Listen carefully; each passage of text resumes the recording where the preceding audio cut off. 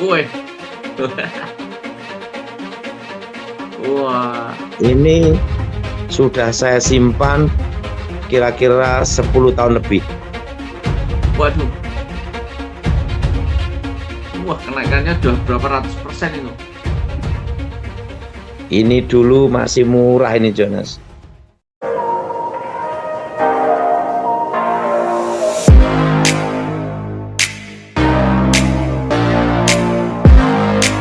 Shalom, sahabat John Pregado. Senang sekali bisa bertemu kembali dengan sahabat di channel ini. Terima kasih sahabat sudah setia mengikuti channel ini sampai hari ini. Saya berdoa kepada Tuhan, kiranya Tuhanlah yang membalas dan memberkati kita semua. Sahabat, apabila diberkati melalui video-video kami, marilah dengan murah hati share video ini kepada teman-teman yang lain agar mereka juga diberkati seperti kita. Hari ini kita akan dilayani oleh hambanya, oleh anaknya yang luar biasa, pasti akan memberkati kita. Oleh sebab itu, mari kita dengarkan pesan dan persiapkan alat tulis dan kelengkapan lainnya untuk sama-sama mendengarkan pesan penting yang akan dibagikan buat kita. Sebelum kita lanjut, jangan lupa sahabat untuk menekan subscribe dan juga berikan like dan juga share video ini. Terima kasih, mari kita berdoa. Bapak yang baik, kami menyiapkan hati, pikiran kami untuk sama-sama mendengarkan pesan yang penting ini. Berkatilah kami, sehingga kami boleh mengerti, mencatat, membagikan pesan ini kepada teman-teman yang lain. Berkati anakmu, hambamu yang akan membagikan pesan penting. Berkati sahabat John Pregado dimanapun berada. Terima kasih, kami siap mendengarkan pesan penting ini. Demi nama Yesus. Amin. Lawat kami semua Tuhan, dan namamu dimuliakan. Di dalam nama Yesus. Amin. Amin. Nah, gimana Jonas? Ya Pak, ini kita masih dalam program doa nasional Pak. Wah, untuk bangsa Indonesia. Ya. Nah, gimana toh Jonas? Ya Pak, mungkin ada apa yang baru, mungkin hal-hal yang baru dan mau sampaikan dalam program doa nasional ini. Ya, kita doa untuk tahun depan, karena kita akan mengalami namanya itu resesi ekonomi yang berat daripada tahun ini. Ya Pak. Beratnya itu adalah untuk menengah ke bawah. Ya. Beratnya apa, Jonas? Untuk menengah ke bawah. Nah, menengah apa, Jonas? Menengah ke bawah. Nah, dan kita lihat tahun depan adalah puncaknya inflasi. Iya. Nah, setelah tahun depan inflasi yang terus-menerus sampai 2032. Inflasi sekitar berarti kurang lebih 6 tahun, Pak ya. Akan inflasi, tetapi puncaknya tahun depan. Ya. Tapi setelah tahun depan, nah, berarti inflasi mulai secara bertahap sampai 2032. Baru ada setitik terang begitukah Pak? Itu 2027, setitik terang ekonomi baru bergerak. Ekonomi baru apa, Jonas? Bergerak, Pak. Dan perlu Jonas tahu, sekarang ini kita lihat inflasi terlihat sekali, Jonas, dengan rupiah dengan ringgit. Betul? Iya, Pak. Apa, Jonas? Rupiah dan apa? Ringgit. Rupiah dan apa? Ringgit, Pak. Ringgit. Nah, kalau kita lihat rupiah dan ringgit, itu kita lihat sekarang ringgit sudah kira-kira 4.000 ya. Ringgit sekarang betul, kurang lebih 4.000 sekian, Pak. Nah, jadi itu menunjukkan inflasi. Betul, Jonas? Betul, Pak. Perlu Jonas tahu, dalam kondisi seperti ini, ada 3 aset yang harus dipegang. Saat seperti ini, posisi inflasi seperti ini, ada 3 aset yang harus dipegang. Apa itu, Pak? Dan pertama adalah aset safe haven. Dan ada cash flow, yaitu emas. Emas. Karena standar dunia. Dan kalau kita perlu uang, jual cepat dan menjaga nilai mata uang kita supaya tidak tergerus karena inflasi. Ya, Supaya tidak apa, Jonas? tergerus inflasi, Pak. Nah, coba perhatiin ya, Jonas. Kita akan melihat inflasi itu nilai uang itu tergerus atau tidak bisa dilihat dari tahun 2020 harga emas berapa. Ya, kenaikannya sekarang cukup banyak. Nah, sekarang 2025 berapa? Nah, kalau kita nabung uang deposito tidak kita Kecil. gunakan, tidak digunakan beli apa-apa di tahun 2020, di tahun 2025 hanya mendapatkan bunga deposito dan nilai uang itu tergerus. Nah, repot kan, Jonas? Betul, Nah, Pak. kalau 2020 kita belikan uang kita dengan safe haven, yaitu emas, nah nilainya udah beda. Betul. Jadi sebenarnya itu kita beli emas itu untuk supaya safe haven menjaga aset supaya tidak tergerus Oleh inflasi. inflasi. Betul? Betul. Inflasi berapa, terusan itu nilainya berapa, tergerusnya berapa, itu lihat dari emas saja. Ya, Karena kan emas itu standar internasional. betul. Bagaimana, Jonas? Ya, Pak, setuju, Pak. Karena kalau Tapi bunga emas ini bukan aset yang terbaik. Masih ada aset yang terbaik, Jonas. wah, apa itu, Pak? Nah, yang pertama, simpan emas untuk cash flow supaya menjaga nilai uang kita supaya tidak tergerus. Oke. Tapi emas ini, Jonas, tidak bisa bertambah, tidak bisa berkembang, tidak bisa berbuah. Hanya disimpan saja. Walaupun dibanting, dilempar, taruh di toilet, atau taruh di sampah, taruh di model apapun, ya tetap emas. Tidak bertambah, tidak berkembang, tidak berbuah. Betul? Betul. Hanya cukup disimpan. Ini emas. Ya, Nah, ini aset terbaik. Ada yang baik, ada yang terbaik. Nah, yang baik itu adalah emas. Kenapa?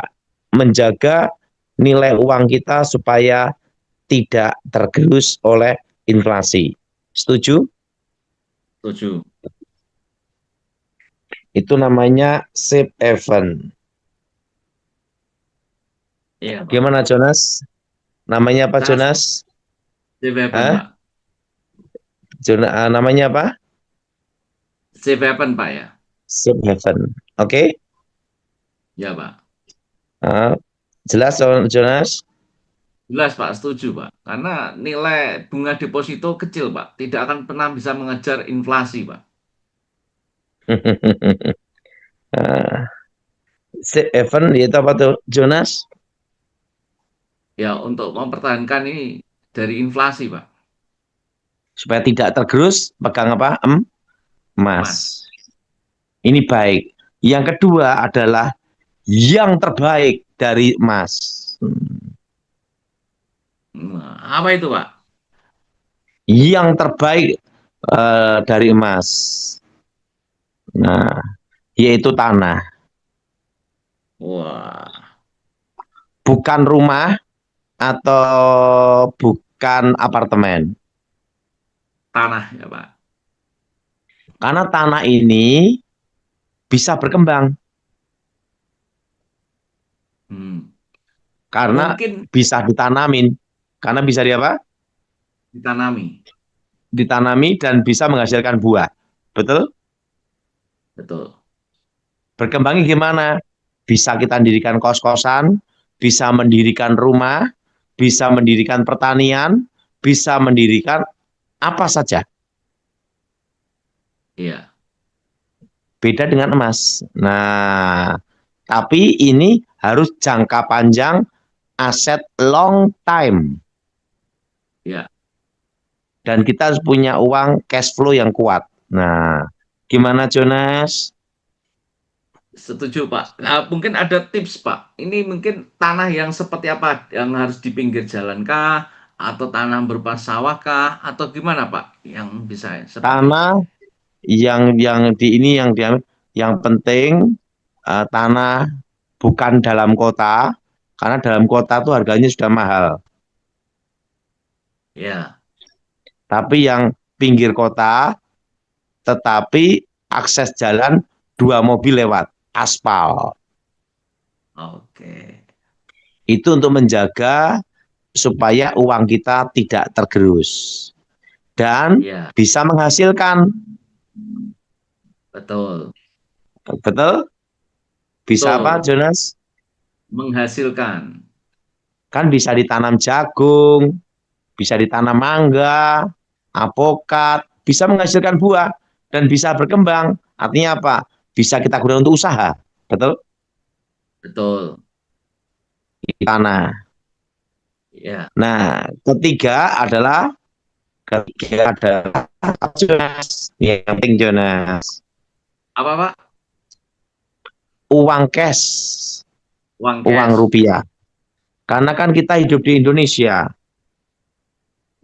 Ya. Karena kita tinggal di apa? Indonesia. Nah, karena di Indonesia apa? Kita kalau ada sesuatu sakit, kan pakai rupiah kita bayar rumah sakit. Nah, setelah itu Betul. kita mau apa, itu kan juga semua pakai apa? Uang cash. Jadi cash ini pun ada dua, cash di rumah sama uang cash di rumah dan uang di bank. Oh, ya. Oh. Kenapa dua-duanya ini ada? Ingat, kan baru baru aja nih tiba-tiba uang nasabah hilang Jonas di bank, betul enggak? Betul? Betul. Hah? Sampai Betul, Pak. ribut, betul? Betul? Betul. Baru ini saya baru dengar ada uang hilang tuh di nasabah. Betul nggak Jonas? Ya, betul, Pak. Nah, hmm? Hmm? Betul, Pak. Jadi, pentingnya juga pegang uang cash, Pak ya. Ya, harus ada uang cash di rumah. Gimana pandangan saya Jonas? Setuju, Pak Daud. Hmm? Sangat setuju, Pak Daud. Setujunya gimana Jonas? Mau tahu aja. Ya, pertama kalau untuk mengatasi inflasi ya memang kita nggak bisa saving melalui deposito dan lain-lain. Mungkin memang long term untuk jangka panjang ya harus berupa aset, Pak Daud. Aset itu bisa emas atau tanah. Dua aset yang aman di Indonesia adalah emas dan tanah. Ya, Gimana kita menurut harus, pandangan saya Jonas? ya Pak. Baik Padahal dalam gejolak politik, gejolak ekonomi, yang aman ya, dua ini. Supaya menjaga nilai uang yang ada tahun kita ada supaya tidak tergerus. ya, Kan tergerus atau tidak itu kelihatan harga emas di tahun 2020 sampai 2025. ya, Gimana pandangan saya Jonas? ya Pak. Bagus Pak. Hmm? Bagus Hmm? Pak. Masuk akal. Masuk akal gimana Jonas? Coba mau dengar. Iya Pak. Karena itu setuju tadi Pak. Saya jelaskan tadi bahwa memang pertama kan untuk aset long term itu kan perlu perlu yang untuk menangani inflasi Pak. Sedangkan inflasi di Indonesia kan tinggi. Kalau hanya kita mau savingnya melalui deposito tabungan nggak akan kejar Pak. Contoh ya tadi tahun 2020 harga emas sampai tahun sekarang kan kenaikannya sudah banyak. Kalau pegang rupiah di deposito hanya sekian persen. Gitu. Belum kepotong inflasi. Belum kepotong kebutuhan-kebutuhan yang lain. Udah habis, Pak. Nah, Nah, yang kedua. Jonas, kita ngomong di YouTube ini media sosial ya. Sekarang gini, Hmm. Jonas. Misalnya gaji 10 juta. Ya, Gaji 10 juta. Mau beli Jonas. Menabung uang 1 miliar berapa waduh. tahun, Jonas? Pak ya, belasan puluhan tahun, Pak. Gaji berapa, Jonas? 10 juta. Ya, Bisa sampai puluhan tahun, Pak. untuk beli nabung dapat 1 miliar itu berapa tahun? Wah ya lama, Pak. Ya, dihitung aja dia sekuat-kuatnya dia nabung sebulan 5 juta. Betul? Betul. Berarti Betul? setahun 60 juta. Berapa? Setahun baru 60 Berapa? juta. Berapa? 60, Pak. Ya, 60 juta. Berarti Ya, minimal dong 15 tahun. ya belasan tahun. Dan itu harus makan Indomie tiap hari. Supaya hemat. Betul? Minimal berapa tahun? Gaji 10 juta tuh, Mas. 15 tahun dan itu makan Indomie dan tidak pernah sakit. Betul? Betul? Betul. Masih ada yang kedua lagi, Jonas. Ada yang kedua lagi, Jonas. Ya, Pak. Kan nilai uangnya tahun ini ke 10 tahun yang ke depan kan beda tergerusnya, Betul. Jonas. Betul sekali. Hmm. Nah, berarti saran saya, nabung apa yang paling bagus di saat-saat seperti ini Ya, supaya menjaga aset kita, apa safe haven yang kita pegang tetap emas. iya. Hmm? Betul, Pak. Karena 10 tahun ke depan harga emas per gramnya 5 juta. Wow. Wow. Gimana, Jonas? Iya, Pak. Jadi kalau kita mau jangka panjang, mau nabung, nabung apa? Emas. Betul. Karena untuk Sup- dapat sup- 1 miliar perlu 15 tahun, Pak ya. Kalau itu 5 juta. supaya tidak tergerus. Ya, Supaya apa, Jonas? tidak tergerus. Nah, bayangin kalau kita nyimpen hanya uang aja, termasuk US dollar. US dollar pun juga tergerus, Jonas. Ya, Nah, sampai 15 tahun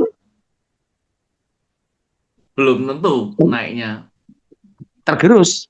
Karena kan uang dolar tetap tergerus, Jonas. Nah, paling aman safe haven, pegang apa? Emas. Emas. Jadi menjaga nilai uang yang kita peroleh hari itu untuk beli emas supaya tidak tergerus 10 tahun ke depan. Ya. Gimana pandangan saya, Jonas? Iya, Pak Daud. Sangat masuk akal, Pak. Masuk akal gimana? Iyalah, Pak, kalau hanya mempertahankan rupiah untuk 15 tahun ke depan kan nilai mata uang kan pasti menurun, Pak. Bukan hanya rupiah, termasuk dolar. Ya, Karena uang kertas. ya. Dan inflasi juga Dan pasti. ada gejolak. Ya, Gimana pandangan saya, Jonas? itu belum nanti dipengaruhi misalnya kejadian kayak yang lalu-lalu ada perang, ada macam-macam. Wah, itu sangat berdampak lagi. Itu udah Udah pasti. paham di sini, Jonas? Pegang apa, Jonas? emas. Untuk sebagai safe haven, untuk aman di saat terjadi Eh, inflasi. Bagaimana dengan perak, Pak? Apakah sama, Pak? Harus pegang dari sekarang, Pak, untuk jangka Perak panjang? harus pegang juga dari sekarang, jangka panjang. Hmm, Jelas, Jonas? Tetap pegang jelas. juga apa, perak. Perak. Gimana, Jonas? Iya, Pak. Masuk akal, Pak. Gimana pandangan saya, Jonas? Enggak Bisa. taunya saya ini pernah nyimpen perak loh, Jonas. Sebentar ya. Oh iya, Pak.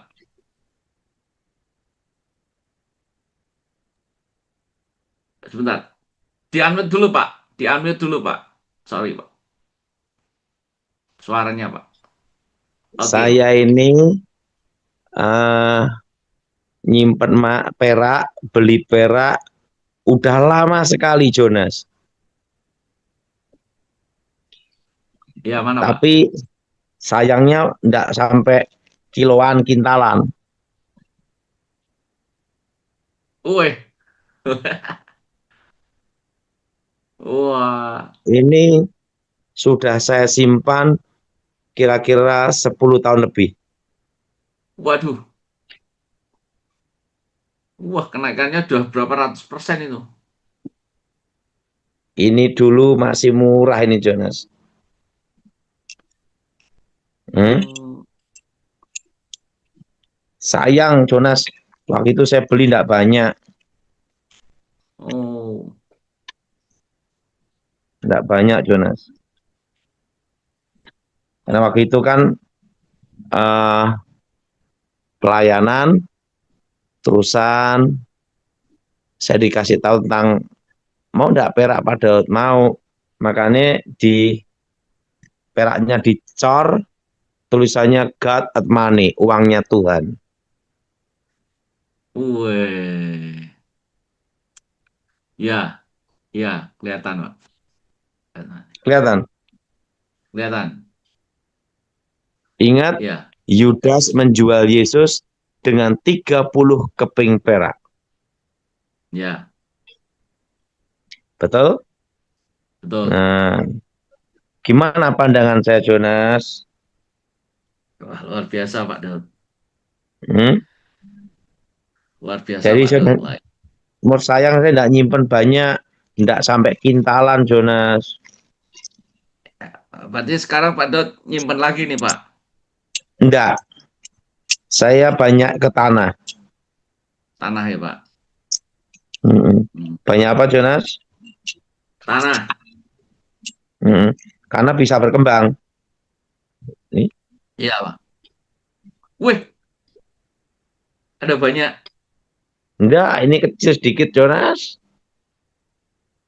Tapi kan nilai sekarang udah lumayan, Pak. Nah, kecil ini, Thomas, Jonas.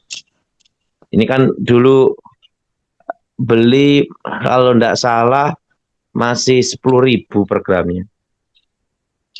Wow. Berapa, Jonas? 10.000. 10.000 atau berapa? Pokoknya murah sekali aja. Lumayan enggak, Jonas? Lumayan, Pak Daud. Lumayan. Ini, Oh, tapi saya beli hanya berapa gram aja waktu itu. Enggak banyak, Jonas. Sayang, saya enggak beli 1 kintal dulu. Enggak beli berapa, Jonas?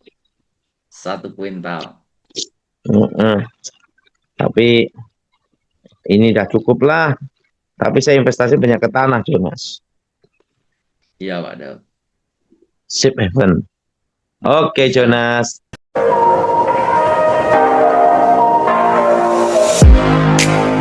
Terima kasih sahabat sudah menyaksikan tayangan kami hari ini. Saya percaya kita pasti diberkati. Apabila kita diberkati dengan tayangan hari ini, marilah kita dengan murah hati share video ini kepada teman-teman kita yang lain, agar mereka juga diberkati. Firman Tuhan mengatakan, diberkati untuk memberkati, sehingga nama Tuhan dipermuliakan dan namanya diagungkan. Sahabat, banyak sekali pelajaran yang kita bisa ambil dari tayangan hari ini. Marilah catat poin-poin yang telah disampaikan, kita simpan dalam hati dan kita aplikasikan dalam kehidupan sehari-hari. Setiap kita pasti akan bertemu di yang namanya masalah. Kita tidak perlu undang masalah, tetapi dia sendiri akan menghampiri kita dengan maksud menguji iman kita, apakah kita tahan uji dan tetap mengandalkan Tuhan atau tidak. Tetapi apabila kita menang atas masalah itu, maka kita juga akan mendapat pujian dari Sang Pencipta. Karena kita tahan uji dan terus mengandalkan Tuhan, tidak hanya dapat pujian, dapat mahkota juga. Mahkota abadi karena kita setia dan tetap kuat dalam Tuhan.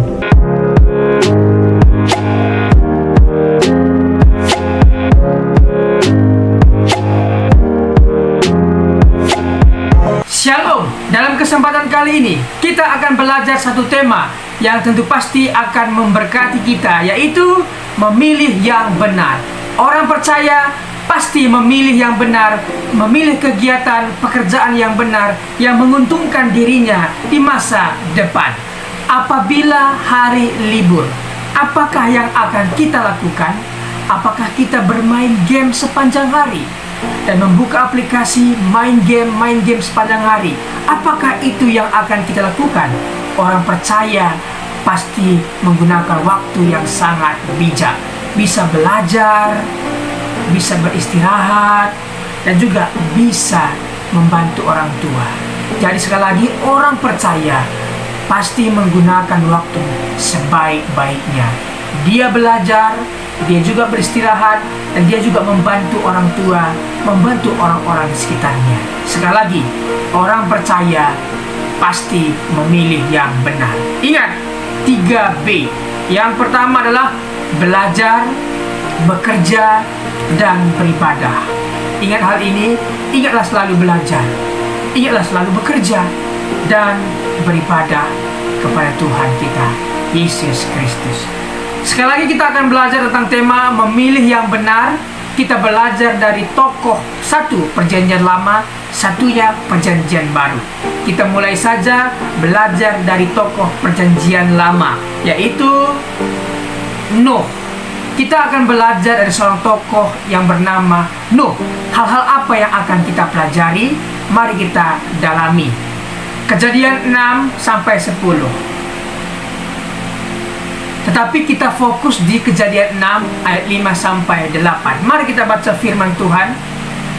Ketika dilihat Tuhan bahwa kejahatan manusia besar di bumi dan bahwa segala kecenderungan hatinya selalu membuahkan kejahatan semata-mata, maka menyesallah Tuhan bahwa ia telah menjadikan manusia di bumi dan hal itu memilukan hatinya. Berfirmanlah Tuhan, aku akan menghapuskan manusia yang telah kuciptakan itu dari muka bumi, baik manusia maupun hewan, dan binatang-binatang melata, dan burung-burung di udara, sebab aku menyesal bahwa aku telah menjadikan mereka. Tetapi Nuh mendapat kasih karunia di mata Tuhan. Mari kita pelan-pelan mempelajari ayat ini. Pertama, ketika dilihat Tuhan dari sorga, Tuhan melihat ke bumi, dan dia melihat dan mendapati kejahatan manusia besar di bumi, dan bahwa segala kecenderungan hati manusia selalu membuahkan kejahatan semata-mata. Di sini kita tahu bahwa alasan Tuhan marah itu karena ulah manusia. Kita lihat ulah manusia ini mengakibatkan hal apa saja.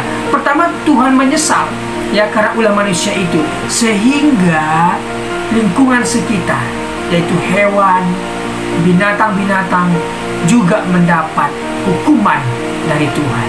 Jadi dari ayat ini kita bisa tahu bahwa Tuhan menyesal karena ulah manusia, dan dampak dari itu hewan-hewan pun mendapat resiko, mendapat konsekuensinya.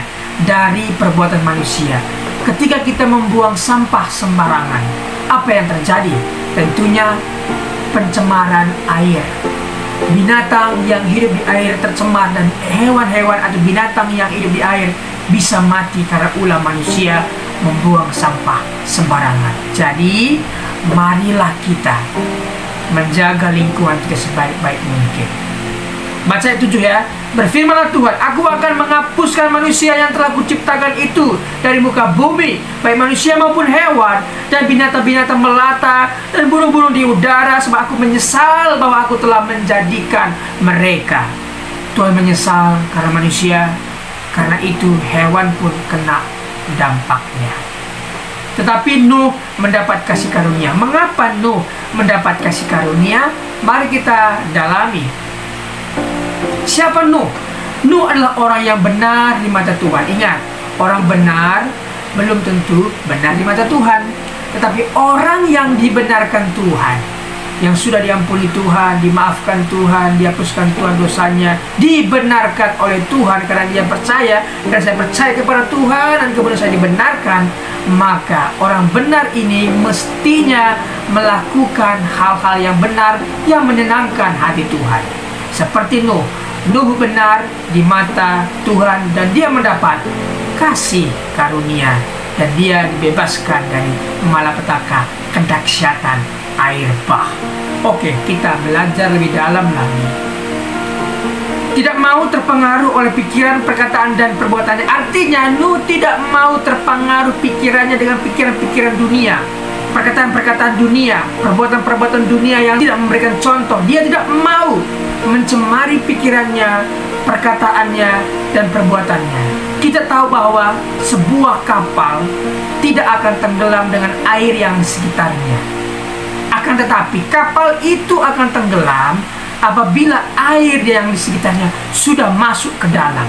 Artinya kita tidak akan bisa terpengaruh apabila kita tidak mengizinkan perkataan-perkataan orang masuk ke dalam pikiran kita. Jadi pikiran kita ini adalah sebuah aset, sebuah properti yang sangat berharga. Jangan kita mau dikotori, dirusak properti kita oleh perkataan-perkataan orang. Jangan sekali-kali mengizinkan hal itu masuk ke alam pikiran kita. Tetapi mari kita pikirkan yang ada di atas, yang di sorga, yang indah, yang mulia. Itulah yang dilakukan oleh Nuh, sehingga Nuh berkenan di mata Tuhan. Senantiasa hidup bergaul dan beriman kepada Allah. Orang yang sudah dibenarkan oleh Tuhan, maka senantiasa dia bergaul dan beriman kepada Tuhan. Apa yang dia lakukan, yang ada di Alkitab yang benar, perkara-perkara yang baik, itulah yang kita lakukan. Memang dalam Alkitab banyak sekali peristiwa, banyak sekali kejadian dituliskan untuk satu hal, informasi, satu hal lagi, pengajaran. Jangan kita menjadikan informasi itu dari pengajaran, tetapi carilah pengajaran yang menguatkan kita. Oke? Yang berikutnya, menjadi berkat dan contoh bagi keluarganya dalam ketaatan, kesalehan, iman, dan perbuatan baiknya. Nuh menjadi berkat dan contoh bagi keluarganya dalam ketaatan, kesalehan, iman, dan perbuatan baiknya. Jadi seorang bapak, seorang kepala rumah tangga harus mengikuti teladan yang diberikan Nuh kepada anak-anaknya, menantunya, bahkan istrinya. Inilah contoh yang memilih dengan benar. Berikutnya kita belajar dari seorang tokoh di Perjanjian Baru, yaitu Paulus. Hal apa yang akan kita pelajari? Kisah Para Rasul 9 ayat 1-6. Kita akan membaca dalam Kisah Para Rasul 9 ayat 1-2.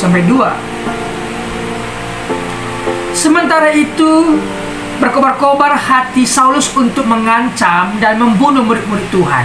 Ia menghadap imam besar dan meminta surat kuasa daripadanya untuk dibawa kepada majelis-majelis Yahudi di Damsyik, supaya jika ia menemukan laki-laki atau perempuan yang mengikuti jalan Tuhan, ia menangkap mereka dan membawa mereka ke Yerusalem. Siapa Paulus? Paulus memiliki doktrin yang begitu keras.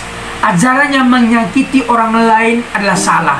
Tapi Paulus merasa benar ketika dia menyakiti orang lain, ketika dia menangkap pengikut Tuhan dan menjebloskan ke penjara, menganiaya. Dia merasa benar akan hal itu.